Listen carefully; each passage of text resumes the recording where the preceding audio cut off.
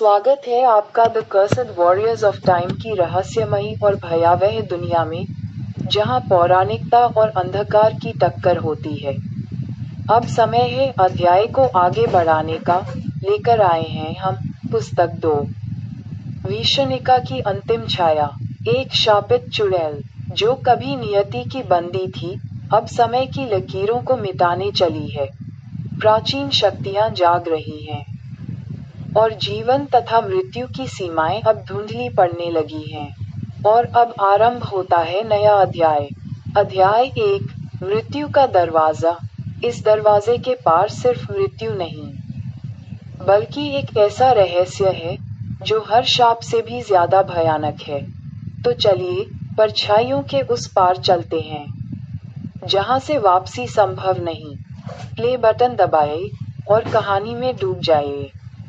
अगर आपको ये कहानी पसंद आई हो, तो वीडियो को लाइक करें, अपने दोस्तों के साथ शेयर करें, और चैनल को जरूर सब्सक्राइब करें।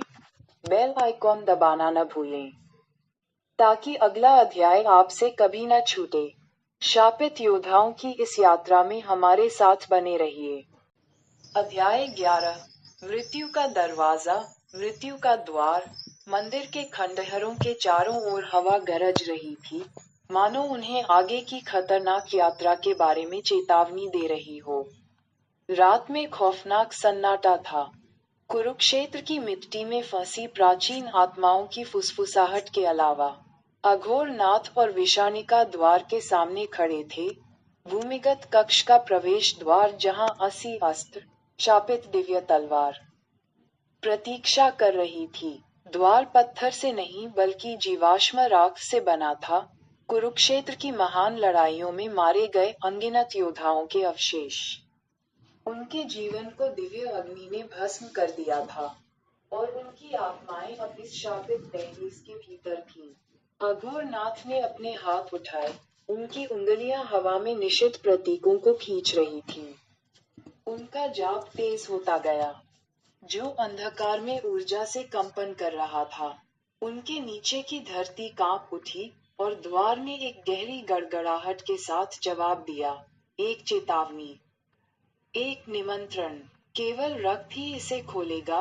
द्वार की आवाज गूंजती हुई लग रही थी, मानो वह कोई जीवित इकाई हो। विष्णिका, जो हमेशा अपने ही श्राप से बंधी हुई चुड़ैल थी, आगे बढ़ी। जब उसने अपनी हथेली को काटा तो उसके पंजे एक अप्राकृतिक चमक के साथ चमक उठे।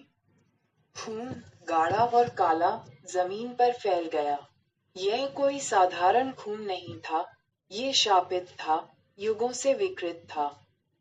महाभारत युद्ध के बाद खोए अनगिनत जीवन के दुखों और दर्द से लथपथ था। द्वार ने उसके खून को लालच से सोख लिया। राख ऐसे धड़क रही थी मानो वह जीवित हो।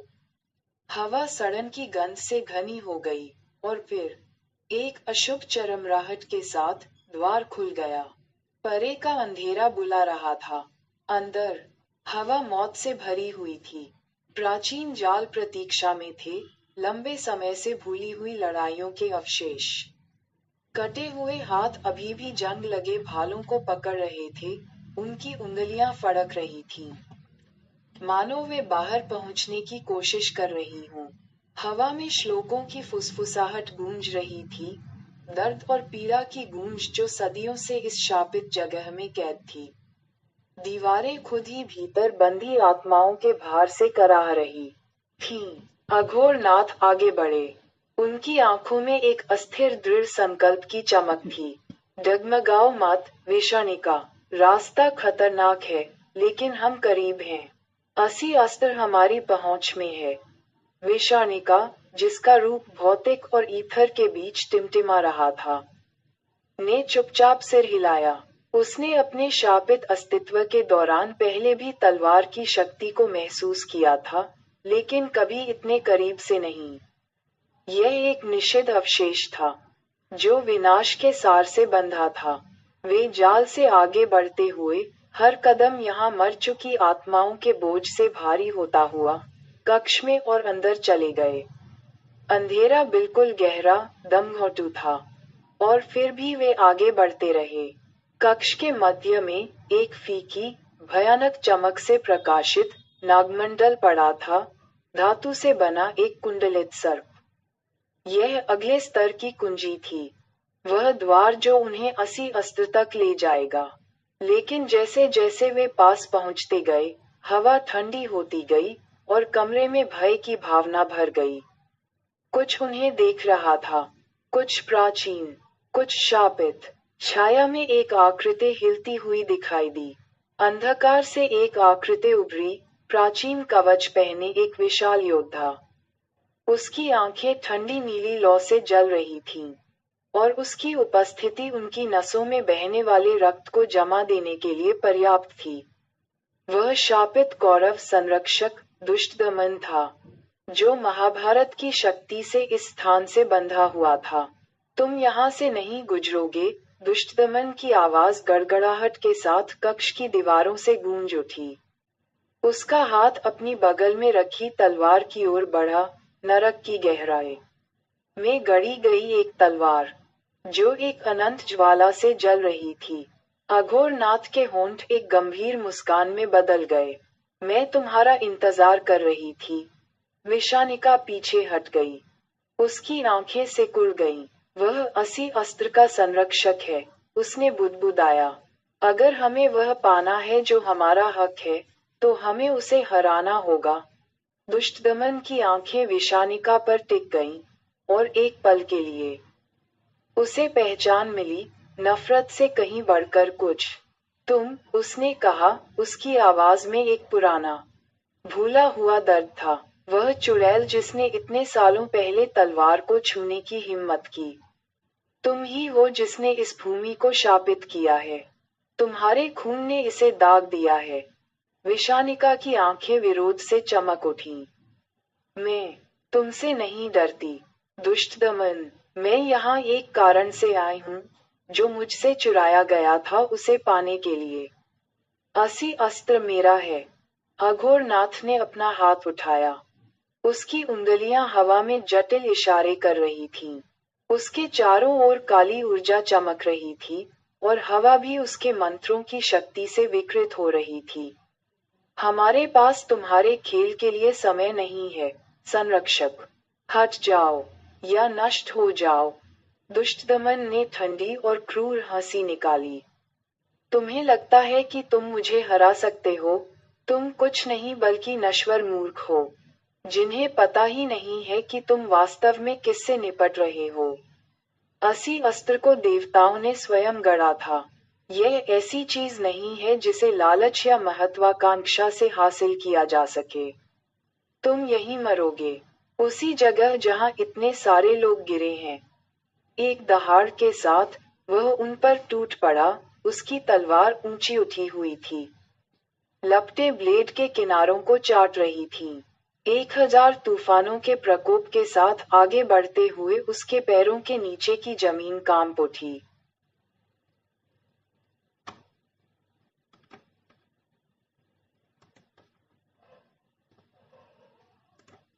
अघोरनाथ के पास प्रतिक्रिया करने का समय ही नहीं था कि दुष्टदमन ने अपनी तलवार को एक चौड़े चाप में घुमाया।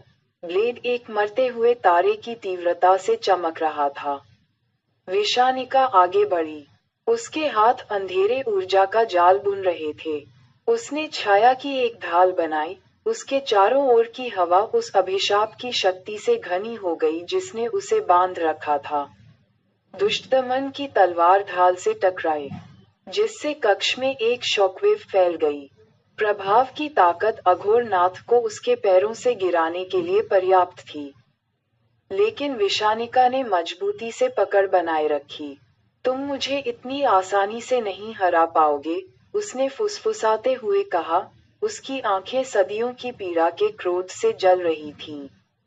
वह अपने अभिशाप की गहराई में पहुंच गई, उस विकृत शक्ति को आकर्षित करते हुए जिसने उसे इतने लंबे समय तक जीवित रखा था।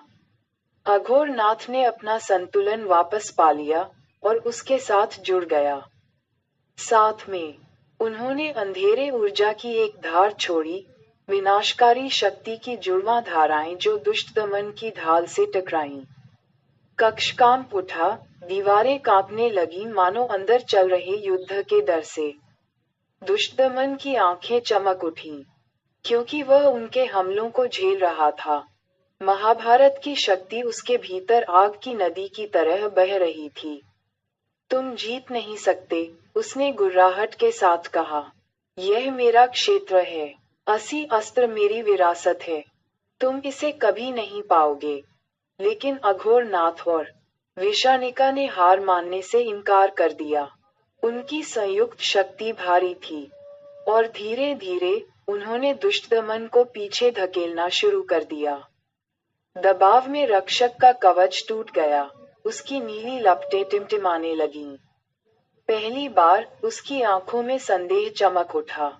शक्ति के एक अंतिम उछाल के साथ अघोरनाथ और विशानिका ने एक विनाशकारी हमला किया, जिससे दुष्टदमन पर इतनी शक्तिशाली ताकत से प्रहार किया कि उसका कवच चकनाचूर हो गया और वह जमीन पर गिर गया।